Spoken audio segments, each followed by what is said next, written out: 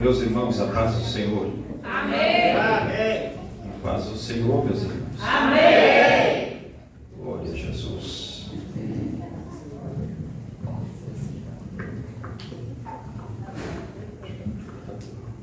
Isso.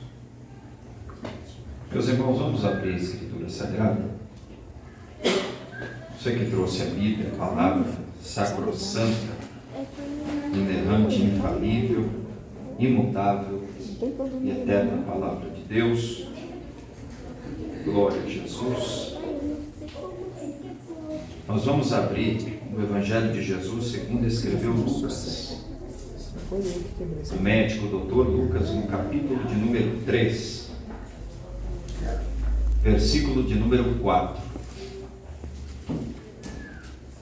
Evangelho de Jesus, segundo escreveu o médico Lucas, capítulo de número 3, versículo de número 4.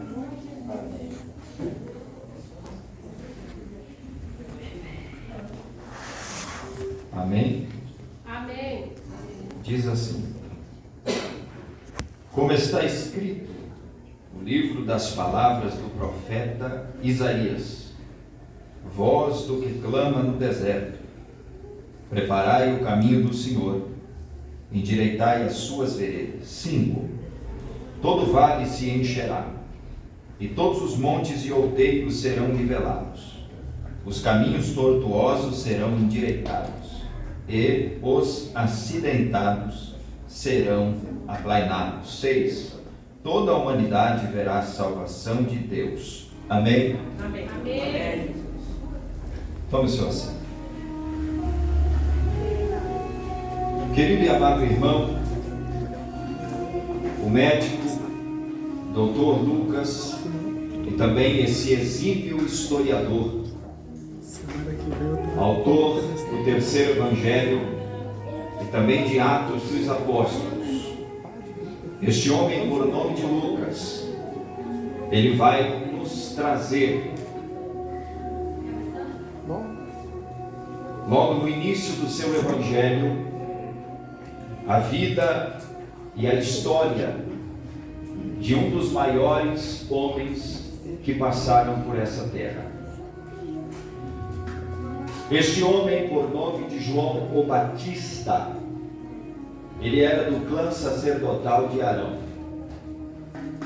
Olha que coisa interessante. João Batista era do clã sacerdotal de Arão. Jesus era da linhagem real de Davi. Ambos tinham 6 meses de diferença. João Batista era 6 meses mais velho do que Jesus. O primeiro, João o Batista, seria decapitado. Cristo seria crucificado. João Batista apresentaria Cristo ao mundo e depois sairia de cena, porque ele era o profeta.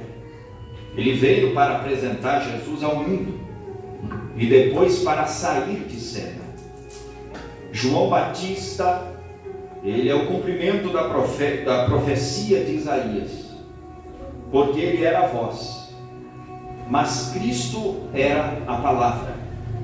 Eu vou repetir: João Batista é a voz e Cristo é a palavra. Note comigo e preste atenção nisso aqui. João Batista é a voz e Cristo é a palavra encarnada. Olha que coisa interessante. A voz e a palavra estão intimamente associadas. Quando nós ouvimos alguém falar, nós escutamos primeiro o barulho da voz, para depois nós entendermos a palavra. E João o Batista era a voz, era o arauto, era aquele que iria preparar o caminho, para que a palavra então pudesse anunciar o reino de Deus aos homens. Este homem, por nome de João Batista, o seu nascimento, assim como o de Jesus, foi um milagre. Ele era filho de Zacarias, e o nome Zacarias significa Iavé se lembra. Eu disse que o nome Zacarias significa Yahvé se lembra, casado também com Isabel, sua mulher.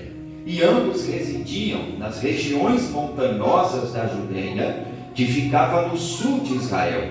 Agora preste atenção comigo, porque Lucas, o autor, quando ele vai falar deste casal, de Zacarias, que era sacerdote da ordem de Abias, e também de Isabel, que era descendente de sacerdote, Lucas vai nos trazer alguns adjetivos destes dois, Zacarias e Isabel. A Bíblia diz que ambos eram justos, primeiro adjetivo. Segundo, obedeciam de modo irrepreensível. Terceiro, a Bíblia vai nos dizer que eles guardavam os mandamentos e os preceitos do Senhor. Eles guardavam a palavra, eles viviam a palavra, eles guardavam os mandamentos e também os preceitos. Mas mesmo sendo justo, mesmo obedecendo de forma irrepreensível, e mesmo guardando os mandamentos e preceitos do Senhor, a Bíblia vai nos dizer que havia um mais na história deles.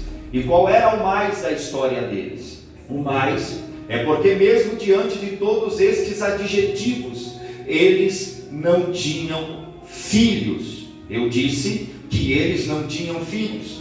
E na cultura judaica, ter filho é motivo de celebração, é motivo de honra, é motivo de beraca, no hebraico, que significa bênção de Yahvé. E eles não tinham filho. E não ter filho na cultura judaica é uma tragédia para o homem e para a mulher. Mas deixa eu dizer uma coisa para você: o Deus dos céus, aquele que está acima de todas as coisas, faz jus ao nome de Zacarias, que diz: o Senhor se lembra. Porque diante de toda esta situação, Deus se lembrou de Zacarias, Deus se lembrou de Isabel, Deus se lembrou da promessa. Querido irmão, porque a Bíblia diz, e Lucas vai nos trazer um cenário. E qual era o cenário que Lucas vai trazer? O primeiro é que o imperador era Tibério César, governador Pôncio Pilatos, Herodes o tetrarca da Galileia, Filipe da Itureia, Traconildes e Lisânia, tetrarca de Abilene. Lucas vai trazer o cenário político e ao mesmo tempo Lucas vai trazer o cenário religioso, mostrando que Anás e Caifás comandavam o templo como sumo sacerdote.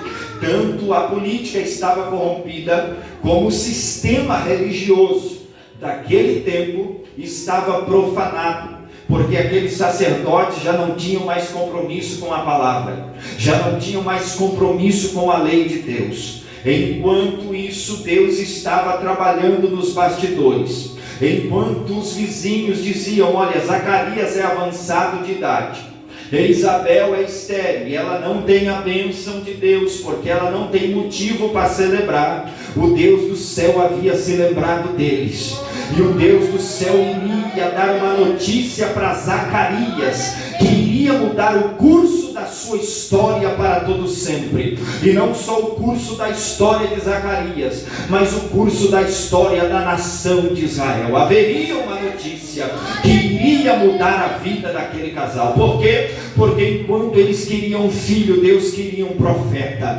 Enquanto eles queriam bênção para celebrar, Deus queria alguém para aplanar o caminho, preparar o caminho para aquele que estava chegando. E a Bíblia diz, irmão, que Zacarias vai ao templo porque ele era sacerdote da ordem de Abias. E segundo o costume sacerdotal, se lançava sorte para ver quem entrava no templo para queimar incenso. E o ato de se queimar incenso no templo significa as orações que sobem a Deus.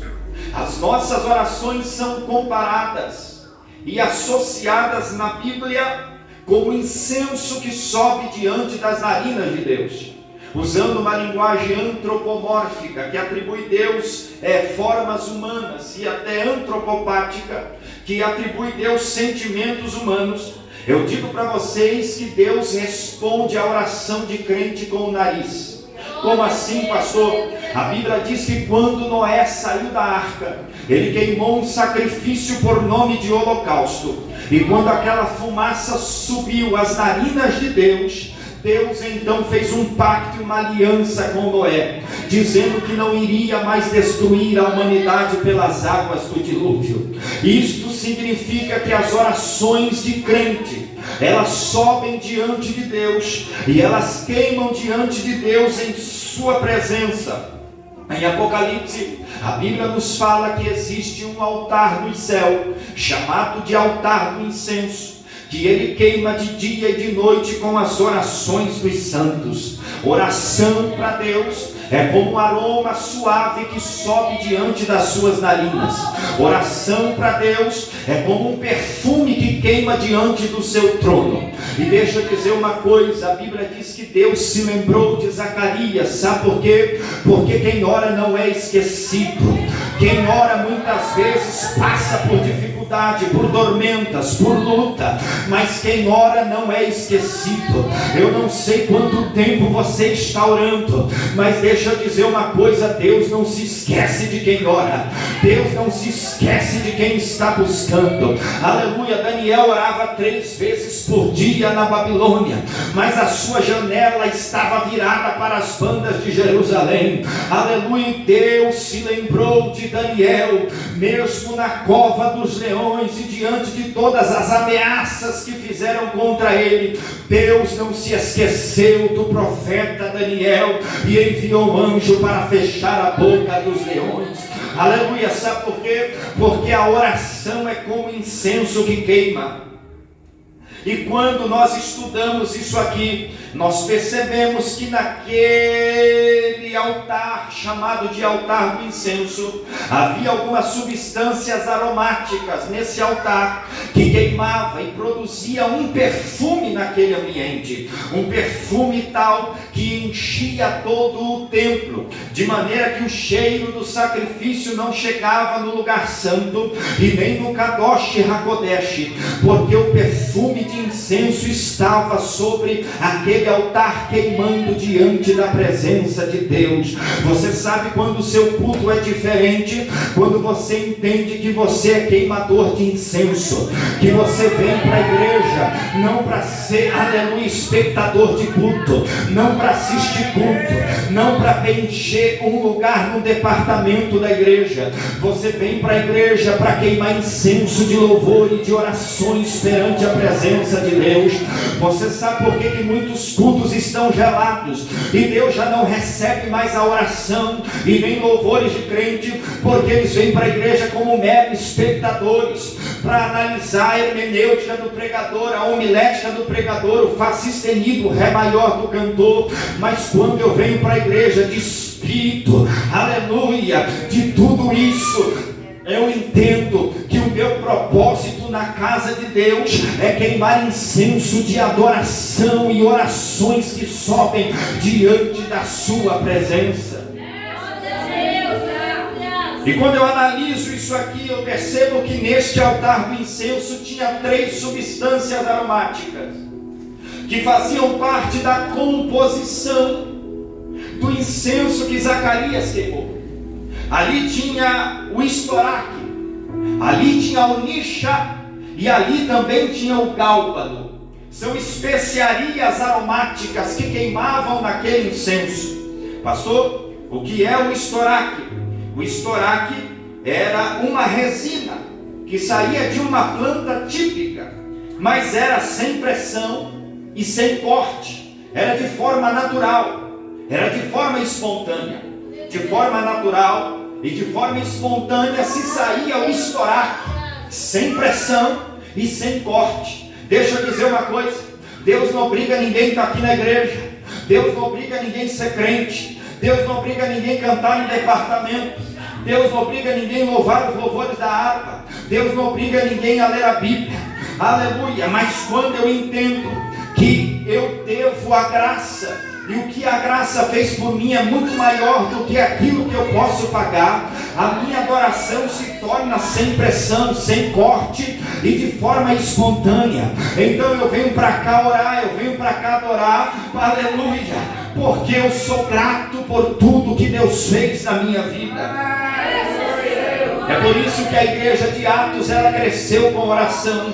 Aleluia, sem oração não há crescimento. Atos capítulo 2, versículo 42, a Bíblia diz que eles perseveravam unanimemente na comunhão, no partir do pão, na doutrina dos apóstolos, mas também nas orações. Primeira carta de Paulo aos Tessalonicenses, capítulo de número 5 e o versículo de número 17, Paulo instrui a igreja de Tessalônica, dizendo: orai sem cessar. Oração não é opcional. Se você orar só quando você tiver vontade, eu sinto muito, mas oração é obrigatoriedade de todo cristão, porque é através da oração que nós cultivamos o nosso relacionamento com Deus. É na oração que o gigante cai, é na oração que as portas se abrem, é na oração que os demônios vão embora, é na oração que a libertação chega na sua casa, é na oração que a cura chega.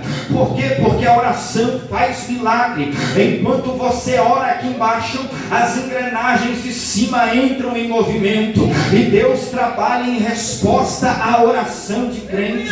Aleluia. Mas a oração tem que ser espontânea, a oração tem que ser voluntária. Então não cesse de orar. Nessa composição também tinha a onixa. A onixa era outra substância aromática que estava neste incenso. A onixa era tirada de uma espécie de concha que ela estava no Mar Vermelho ou no Oceano Índico. E para arrancar a onixa, irmão, você tinha que mergulhar nas águas mais profundas para então tirar aquela substância daquela concha. E depois daquela substância você fazer uma especiaria aromática para colocar sobre o altar do incenso. Sabe o que Deus está dizendo? Aleluia, a resposta virá quando você parar de dar superficialidade para Deus, e quando você aprender que relacionamento é profundidade, quando você entender que a adoração ela é buscada lá do íntimo da alma, lá no profundo do coração. Mas também tinha um gálbano, que para se extrair esse perfume tinha que ser quebrado ou moído. Você quer ver quando a oração se torna algo poderoso? Quando a gente está moído por dentro, quando a gente está com o coração quebrantado. Hoje foi louvado aqui um dos clássicos da harpa cristã, o 193, porque te abates, ó minha alma. Mas o que Deus quer de nós é um coração contrito, é um coração quebrantado. E lá está Zacarias oferecendo então este incenso no altar. E enquanto ele oferece aqui embaixo, as engrenagens de cima se movimentam. Enquanto ele adora aqui embaixo, o céu dos céus trabalha ao favor dele. Aleluia. Porque a adoração é como uma corda, irmão. Quanto mais você adora, mais você vai puxando o céu para mais perto de você. Quanto mais glória você manda para cima, mais você vai puxando o céu para mais perto de você. Quanto mais você se relaciona com Deus, mais o céu vai ficando pertinho. Oh, aleluia, Deus! E os céus entraram em movimento em favor de Zacarias, a ponto de Deus mandar o anjo descer do céu. O anjo anunciador Gabriel desce. Gabriel disse: eu sou Gabriel que assisto diante de Deus. Assistir significa dar assistência. Assistir significa estar no local secreto, no conselho da divindade.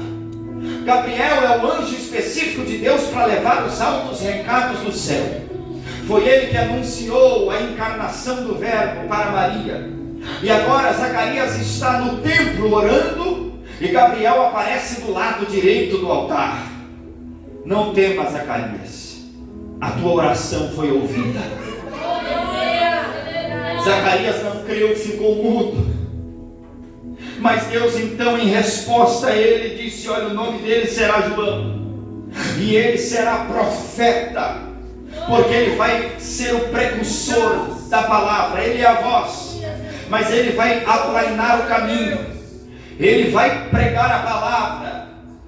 Aleluia. João Batista era descendente de sacerdote, e pela linhagem judaica ele tinha o direito de exercer o sacerdócio. Mas ele foi viver o chamado de Deus para a vida dele.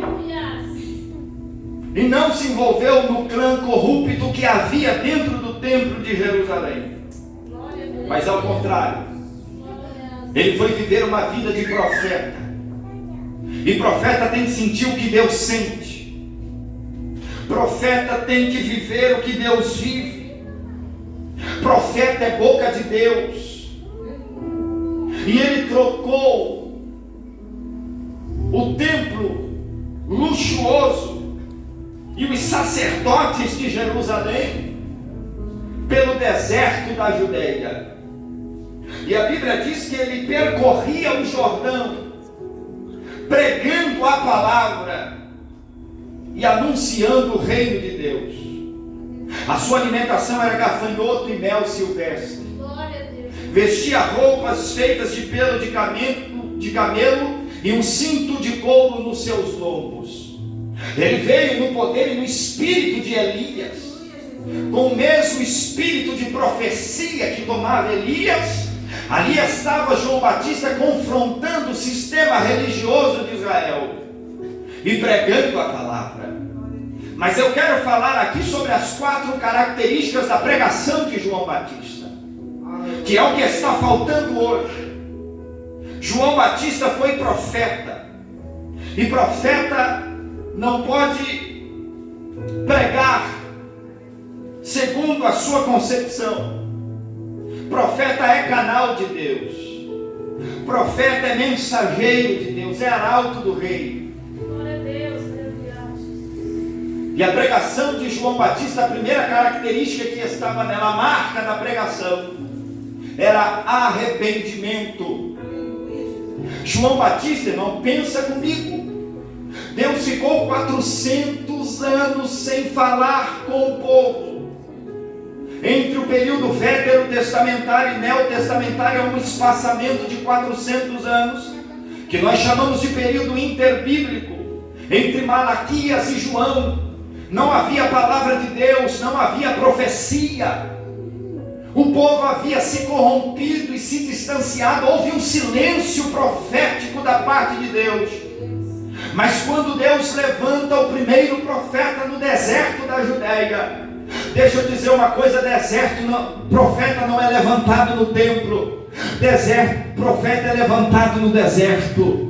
O caráter de um profeta não é forjado dentro do templo, o caráter de um profeta é forjado no deserto. O deserto da Judeia tinha altas colinas, o deserto da Judeia tinha vales íngremes e profundos e montanhas escarpadas, mas o caráter do profeta está sendo formado ali.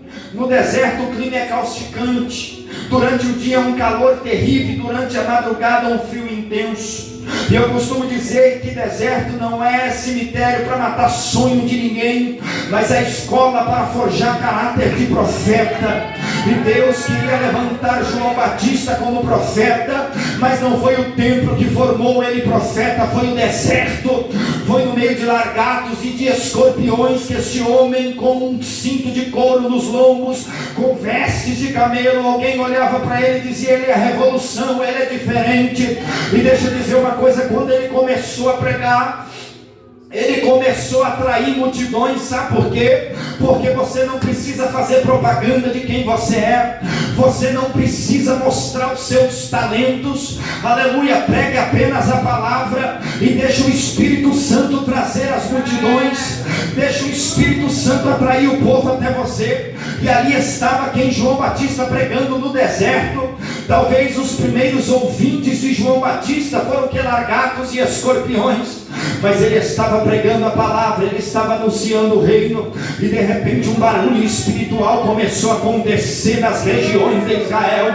Alguém disse: olha, tem um profeta no deserto, ele é diferente, ele veste pelo de camelo, ele se alimenta de gafanhoto, ele come mel silvestre, ele tem um cinto no couro, nos lombos, e ele está pregando uma mensagem lá no deserto. Começou a chegar um, começou a chegar dois, começou a chegar 3, 4, e as multidões começou a se atraídas para os desertos, para a região dos desertos da Judeia, para ouvir a palavra que saía da boca daquele profeta. Mas sabe qual era a mensagem que ele veio pregar depois de 400 anos de silêncio? A pregação de João Batista era direta, confrontadora e gerava agonia do arrependimento. Eu vou dizer de novo, a pregação de João Batista era direta, era confrontadora e gerava agonia do arrependimento. 400 anos de Malaquias a João Batista, ele não veio afagando o ego de ninguém. Ele não veio dizendo que tem anjo com uma bandeja na mão e vai dar vitória para todo mundo. Não. Ele veio pregando uma mensagem confrontadora. Ele veio pregando uma mensagem direta, mas uma mensagem que gerava agonia do arrependimento. Se você prega e a sua mensagem não é direta, não é confrontadora, não gera agonia do arrependimento, ela pode ser tudo: um discurso de autoajuda, uma palestra motivacional, mas ela não é a palavra, porque a palavra é direta, a palavra confronta o pecado e a palavra gera agonia do arrependimento. Mas sabe o que acontece hoje? Escute, olhe para cá, porque eu preciso falar isso aqui. Hoje se prega o evangelho da prosperidade. Hoje se prega confissão positiva. Hoje se prega propaganda indevida de milagres e sinais a granel. Hoje se faz comércio de coisas sagradas. Hoje eles estão pregando o que o povo quer ouvir e não aquilo que o povo precisa ouvir. Estão pregando que Deus tem que viver para a glória do homem, em vez de dizer que o homem nasceu para viver para a glória de Deus.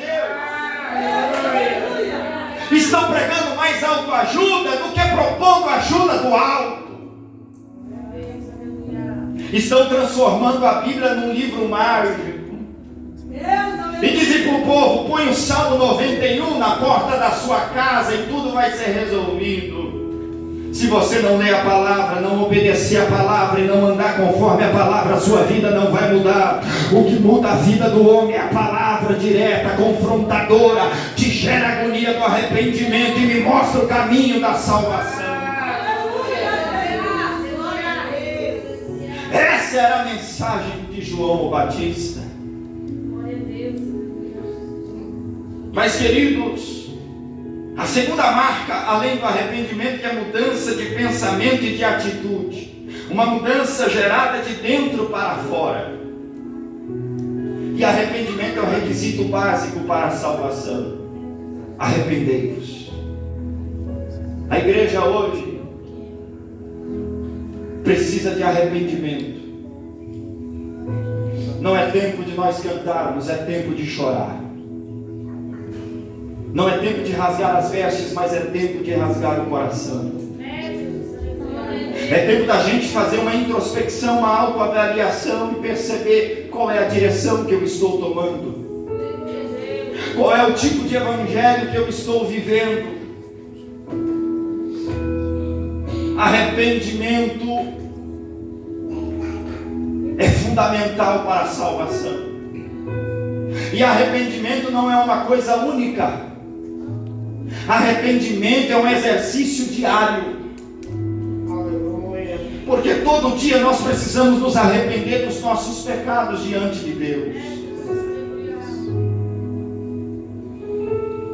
Mas Mateus registra que a segunda característica, além do arrependimento, da pregação de João Batista, era a pregação da palavra. João Batista, mesmo sendo profeta, cheio do Espírito Santo desde o ventre da sua mãe, ele nunca se autopromoveu. Ele sempre pregou a palavra. Porque o compromisso com o profeta não é com ele mesmo, é com a palavra. E somente diante do Senhor da palavra, olha para cá, eu sou capaz de pregar a palavra do Senhor. Aleluia, glória a Deus. Nós não fomos chamados para alegrar bodes. Nós somos chamados para alimentar a ovelha. E a palavra, ela cura. Se você está numa igreja que o seu pastor afaga o seu ego e fala tudo o que você quer ouvir, me desculpe, mas ele está alegrando bodes e não alimentando ovelha. Porque a palavra verdadeira muitas vezes vai nos confrontar, vai fazer a nossa ferida arder, mas ela vai tirar as escórias do nosso caráter. E eu vim aqui esta noite como profeta de Deus, não dizer que tem um anjo aqui com uma bandeja que vai entregar a vitória para você. Talvez é o que você queria ouvir, mas eu vim aqui para dizer que o teu caminho precisa ser mudado. Eu vim aqui para dizer que você precisa de uma vida nova, que você precisa se arrepender todos os dias na presença de Deus, que você precisa abandonar os teus pecados de estimação, que você precisa dobrar o teu joelho diante de Deus e buscar o socorro do alto, porque só Jesus tem a solução para a tua alma. E por que é importante eu ouvir a palavra? Hoje, irmãos, estão trocando a palavra de Deus por autoajuda, por mensagem motivacional. É a palavra genuína que vai mudar a vida do homem. Sabe por quê? Porque a palavra produz vida. Tudo foi criado mediante o poder da palavra. Cristo é a palavra. Ele disse: nele estava a vida, e a vida é a luz dos homens, e quando a luz resplandece sobre as trevas não podem prevalecer contra ela. Certo homem centurião cuidava de 100 homens, tinha um servo doente. Ele chegou, mandou os oficiais avisando Jesus e disse: Senhor, o meu servo está acamado, está enfermo à beira da morte, mas não precisa nem ir lá em casa, fala só uma palavra, porque se você falar uma palavra, ele será curado. Oh glória! E Jesus liberou aquela palavra foi e curou a vida daquele homem. Sabe por quê? Porque é o poder da palavra. A palavra traz à existência aquilo que não existe. A palavra de Deus traz vida onde há morte. A palavra de Deus traz frutificação aonde há esterilidade. A palavra de Deus traz prosperidade aonde há miséria. A palavra de Deus traz mudança aonde há caráter defeituoso. A palavra de Deus muda a vida do homem. Quer ser mudado? Mergulha na palavra, tenha fome da palavra, tenha sede da palavra, ame a palavra, leia a palavra, busque a palavra. É a palavra. João capítulo 17, versículo 17, Jesus diz o que? Santificai-vos na tua verdade. A tua verdade é a palavra é a verdade. Quer ser santo? Ouça a palavra de Deus. A palavra é limpa. Jesus disse em João 15:3: vós já estáis limpos pela palavra que eu vos tenho pregado. João 8:32: conhecereis a verdade e a verdade vos libertará. É a palavra. Quando Jesus foi tentado lá no deserto, ele não cantou nenhum hino, nenhum louvor para vencer o diabo. O diabo lançou uma proposta para ele dizendo: transforma a pedra em pães. Porque o diabo queria oferecer para ele os pães do deserto. A única coisa que o diabo tem para oferecer para alguém é pedras no deserto. Mas sabe o que Deus tem para quem ama a palavra? Comida na bandeja. Eu vou repetir: o diabo tem para você pedra no deserto, mas Deus já reservou comida na bandeja. Aleluia. Aleluia, aleluia, comida na bandeja. O diabo disse: olha, transforme o teu ministério em um espetáculo. Pule daqui para baixo, lá do pináculo do templo, caia lá embaixo. Os teus anjos te tomarão pelas tuas mãos. Israel vai te aplaudir, vai dizer: eis aí uma chia de Israel. Ele disse: não, o meu culto e o meu ministério não é um espetáculo para você. Não, não, está escrito também, aleluia, aleluia, aleluia. Tudo está escrito, está escrito, está escrito, está escrito, está escrito, está escrito. É a palavra, é a palavra, é a palavra de Deus. Glória ao teu nome, Jesus. Bendito é o Senhor. É o poder da palavra. João Batista prega a palavra. Essa é a segunda característica: arrependimento e exposição da palavra. Mas a terceira característica de João Batista era o quê? Tirem a máscara da religiosidade. Aleluia. Porque no meio da multidão que foi ouvir a mensagem e a pregação, irmão, porque no meio do trigo sempre tem um joio. No meio do trigo sempre tem o joio. Mas tem diferença. Se você olhar o trigo e o joio, são iguais, são idênticos. Mas quando você observa as características do joio e as características do trigo, você começa a diferenciar um do outro. O joio, quanto mais cresce, mais rígido ele fica. Mas o trigo, quanto mais cresce, mais ele se curva. Você não entendeu? O joio, quanto mais cresce, mais rígido ele fica. Mas o trigo, quanto maior ele cresce, mais ele vai se curvando. Ele vai crescendo, ele vai se curvando. Ele vai crescendo, ele vai se curvando. Ele vai crescendo, ele vai se curvando. Sabe por quê? Porque ele entende que ele é trigo. Aleluia. Aleluia, Deus não te chamou, aleluia, para ser egocêntrico, orgulhoso, não. Quanto mais Deus te abençoar, quanto mais você crescer em todas as áreas, começa a se curvar, porque o trigo se curva, o joio não. Aleluia, o trigo se curva, o joio não. Mas sabe qual é a segunda característica do joio e do trigo? Aleluia, o joio produz morte, o joio não faz nada de benéfico para o corpo humano. E o trigo? O trigo produz alimento e produz vida para o homem. Deus te chamou para produzir vida para alguém. Deus te chamou para alimentar alguém. Deus te chamou para resplandecer a luz de Cristo. É por isso que a Bíblia diz: você é o sal da terra. Oh glória, você conserva, você preserva. A sua ação é invisível, mas está ali, está atuando, está trabalhando. Você é a luz do mundo. Aonde você passa é notado por alguém. Aonde você passa, alguém olha e diz: lá vai um crente, lá vai pentecostal, lá vai aquele irmãozinho, a irmãzinha que não se mistura, lá vai um moralista, lá vai um homem cheio de razão. É porque você é luz, é porque você resplandece no meio das trevas.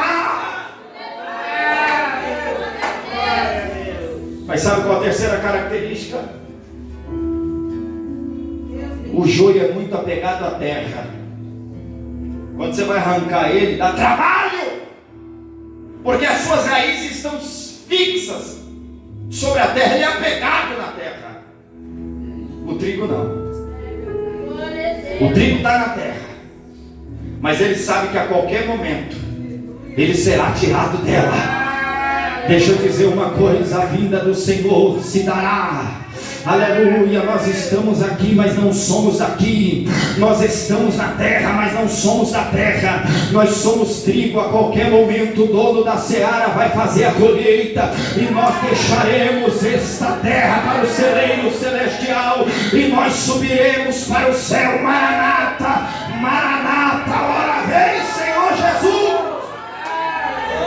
Paulo escreve à igreja de Corinto, dizendo: não quero, porém, irmãos, que sejais ignorantes acerca daqueles que já dormem, porque se nós cremos, aleluia, que Cristo morreu e ressuscitou, assim também os que creem no seu nome serão vivificados assim como ele. Paulo diz: aquilo que é corrupto ou corruptível será revestido da incorruptibilidade, e aquilo que é mortal será revestido da imortalidade. Sabe o que é isso? É o trigo deixando a terra e indo para o celeiro celestial. Aleluia. Mas no meio da multidão que ia ouvir João Batista tinha trigo de joio. E o joio dizia: nós somos filhos de Abraão. Nós somos descendentes de Abraão. João disse: olha, não basta vocês dizerem que são filhos de Abraão, porque destas pedras Deus pode fazer filhos a Abraão.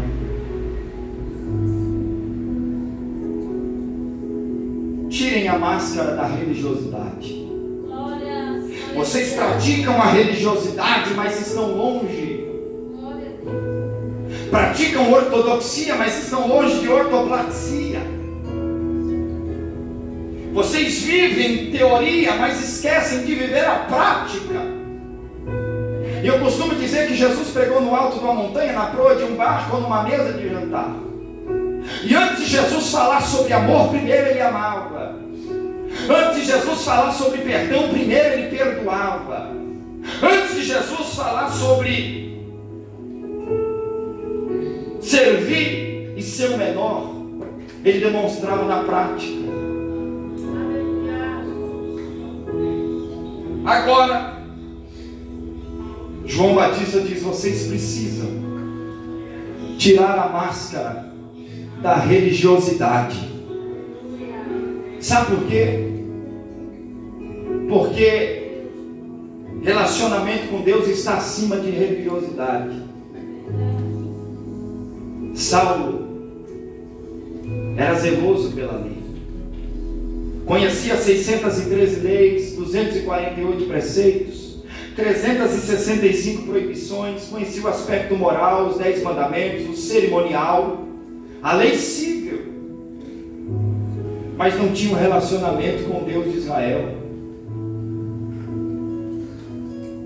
Este homem só passou a entender o que era evangelho quando ele viu o Cristo glorificado no caminho de Damasco.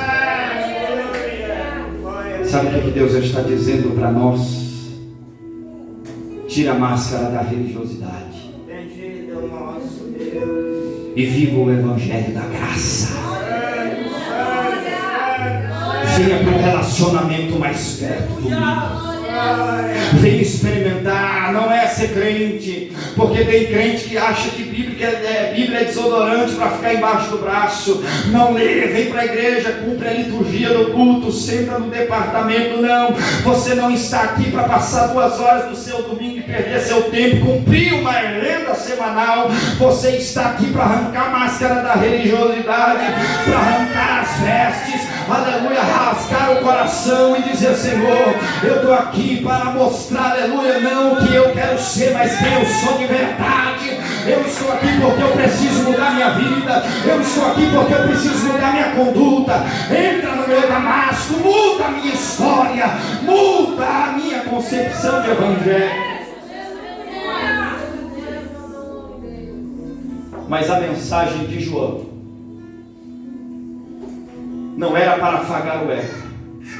Além de pregar sobre o arrependimento, além de João Batista fazer uma exposição genuína sobre a palavra, e além de João Batista conclamar que tirassem a máscara da religiosidade, sabe qual era a mensagem principal?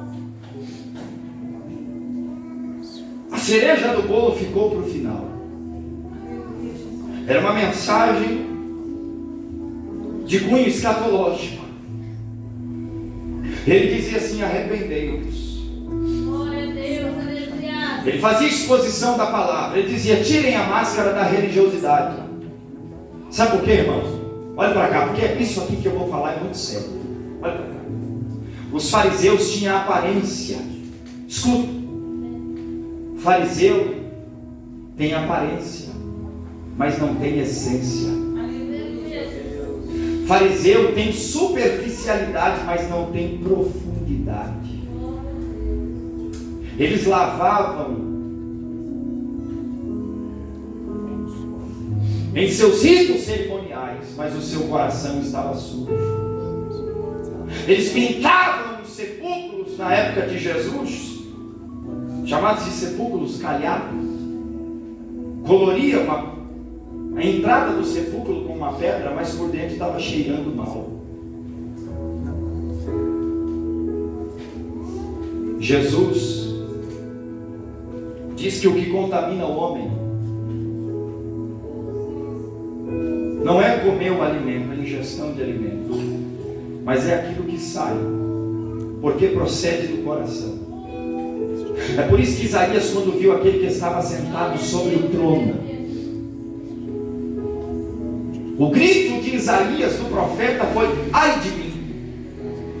Uma introspecção, um olhar para dentro de si mesmo. Porque sabe quando é que eu vou sentir o tamanho da minha miséria? Paulo diz: miserável homem que sou. Sabe quando sentir não é quando eu olhar para o irmão mais fraco do que eu. É quando eu olhar para aquele que está sentado no trono. Porque quando eu olhar a santidade dele, eu vou olhar para dentro de mim e vou dizer: ai de mim, porque eu preciso de ti. Mas a mensagem final de João Batista é: o juízo é eterno. A pregação do inferno. Hoje tem muita gente falando de aniquilacionismo, que tudo vai se acabar no final. Mas Jesus curou, pregou, mas o que mais Jesus fez foi ensinar.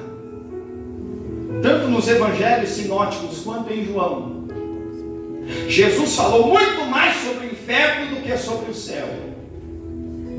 E são mensagens que estão sumindo dos nossos altares. Mas é uma realidade. Salvação talvez não seja o que você queira, mas é o que você precisa. E só Jesus pode livrar a sua alma do inferno, porque você já nasce condenado a ele. E João Batista pregou exatamente sobre o inferno. E essa é uma realidade que nós temos que pregar. Estamos vivendo uma época complicada de inversão de valores, quebra da ética, da moral, destruição da família. Mas haverá um dia do julgamento final, em que todos comparecerão diante do grande trono branco, e as obras de cada um serão expostas diante dele. Para onde está indo a sua alma? Esta é a pergunta que Deus te faz esta noite. Salvação é coisa de Deus, mas é coisa do homem. Porque a salvação é um encontro. E a palavra salvação significa livramento. Livramento da morte, livramento do inferno, livramento da condenação eterna. Salvação é quando a decisão humana encontra a oferta da graça. Todo mundo olha para a cruz e vê a cruz apenas como símbolo de redenção. Mas eu venho trazer uma outra perspectiva. A cruz é símbolo de redenção, mas a cruz é símbolo de juízo. Porque para aqueles que aceitarem o sacrifício que foi consumado naquela cruz é livramento. Mas para aqueles que rejeitarem é condenação eterna.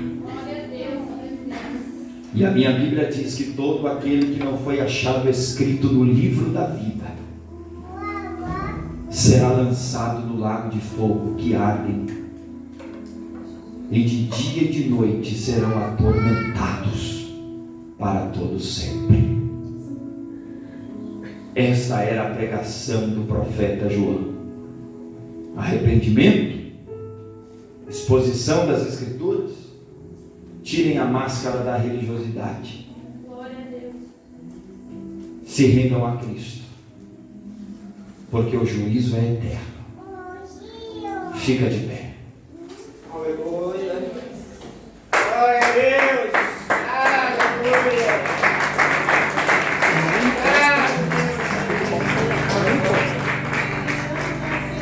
Enquanto eles louvam, você que está aqui pela primeira vez neste culto,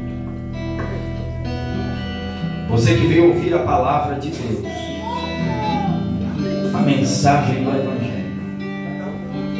você que quer aceitar e receber Jesus como Salvador da sua alma,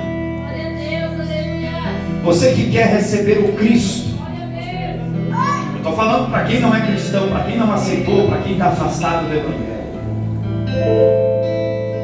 saia do teu lugar e venha à frente. Eu quero orar por você. Pastor, eu quero mudar de vida. Pastor, eu quero aceitar Jesus como Salvador da minha alma. Pastor, eu quero mudar de vida. Eu não vim entregar para você chave de apartamento. Deus pode mudar a tua vida, pode prosperar a tua casa, pode prosperar o teu caminho, mas o que você mais precisa hoje é de salvação. Tem alguém para Jesus esta noite? Se tiver, saia do teu lugar e venha até a frente. O dia de amanhã não me pertence, não pertence a você. Jesus te ama. E Jesus não está aqui para julgar os teus pecados, o tipo de pecado, o tamanho do pecado. Ele não quer saber.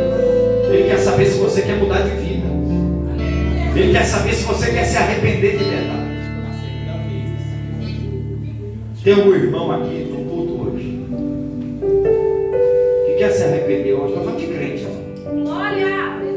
Que quer se arrepender? Pastor, eu quero me arrepender mais. Vem aqui na frente que eu quero orar para você.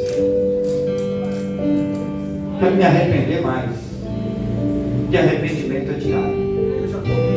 O Cleber já está aqui, ó. Eu preciso me arrepender. Porque o pregador apanha duas vezes. Quando ele prepara a mensagem e quando ele prega para a igreja. Tem mais alguém que quer se arrepender hoje? Quer voltar ao primeiro amor? Pastor, eu quero me arrepender. Todo dia é dia de arrependimento. Arrependemos. Aí tem uma alma se arrependendo. Glória a Deus. Seja evangélica, filha. Quer voltar para Jesus hoje? Levanta as duas mãos para cima. Tá bom. Vem alguém dar um abraço nela, pelo amor de Deus. Cadê alguém para dar um abraço nela aqui? Essa é a mensagem que salva. Não adianta eu pregar e dizer Deus vai mandar bênção aqui atrás de bênção e a vida não mudar. Pode louvar. Louva, louva. E você, meu filho, quer se arrepender junto com a esposa? Vem pra frente. Isso, vai lá. Cadê o obreiro para grudar ele? Jesus te ama. Jesus perdoa os teus pecados. Jesus muda a tua história aqui hoje. Essa é a mensagem que muda a vida do homem e da mulher.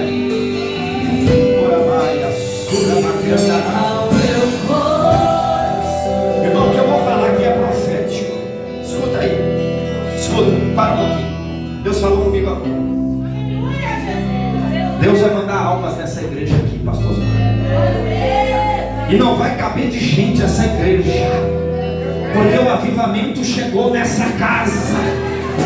O avivamento chegou aqui nessa igreja. Deus está salvando almas neste lugar. Pode adorar, adora, adora. Eu estou sentindo Jesus aqui.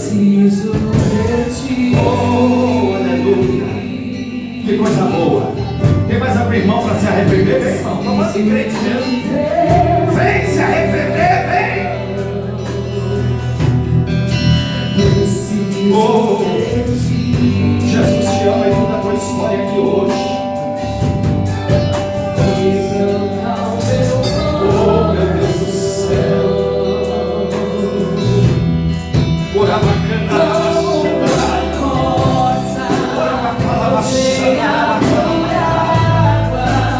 Oh, receba o renovo de Deus aí agora.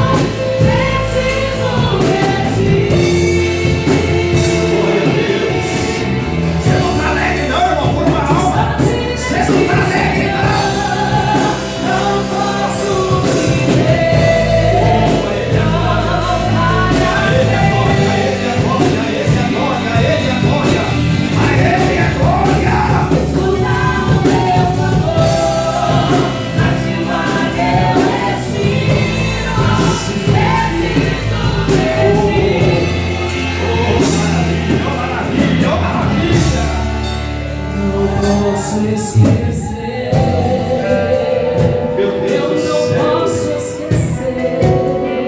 Pode chorar. Pode glorificar Jesus. Chegou mudança na tua casa. Chegou mudança na tua casa hoje. Aleluia.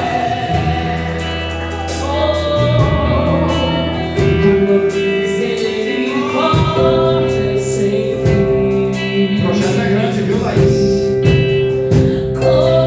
Cinja os teus lombos, porque a obra da tua vida é grande.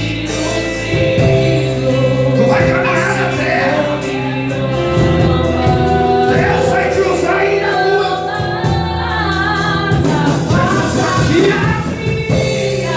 Jesus aqui. Levanta a mão direita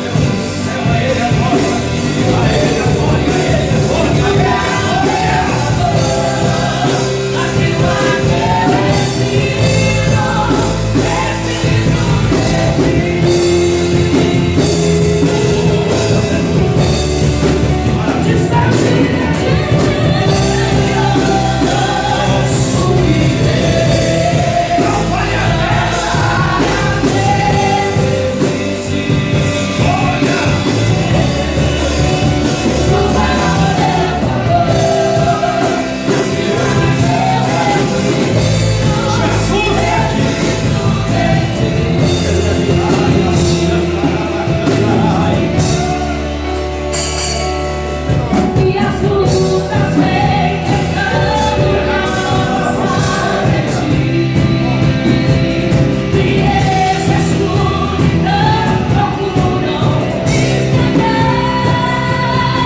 Levanta a mão direita para adorar, para adorar. Deus falou comigo. Ele mandou te dizer, Daiane, que você pediu capacitação para ele vai te dar. Você fala assim: Deus me capacita. Ele está descendo uma capacitação diferente para você aqui hoje. E ele diz: não é o teu saber, não é a tua intelectualidade, sou eu que vou trabalhar através da tua vida. Continua adorando.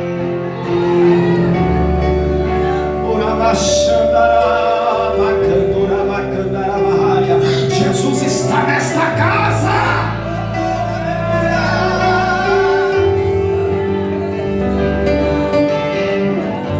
Aleluia. Não posso viver, não vale a pena. Oh, Jesus. Escuta o meu clamor, faz uma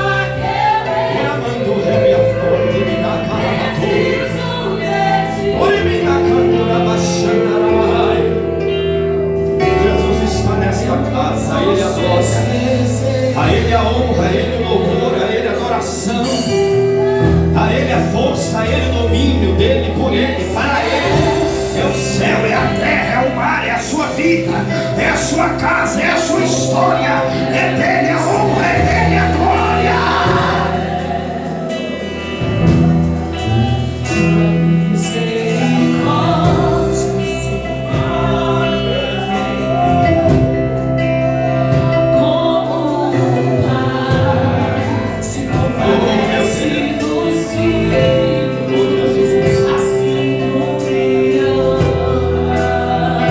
Aleluia.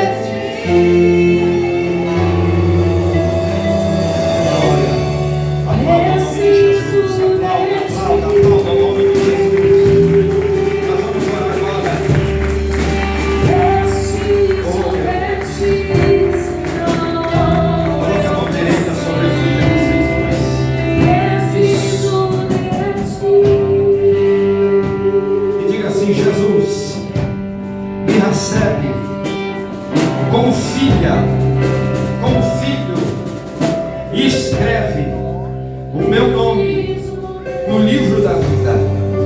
Ó Jesus, escreve uma nova história, mudando a minha história, para a honra e para a glória do teu nome. Eu reconheço o Senhor como único e suficiente Salvador da minha alma.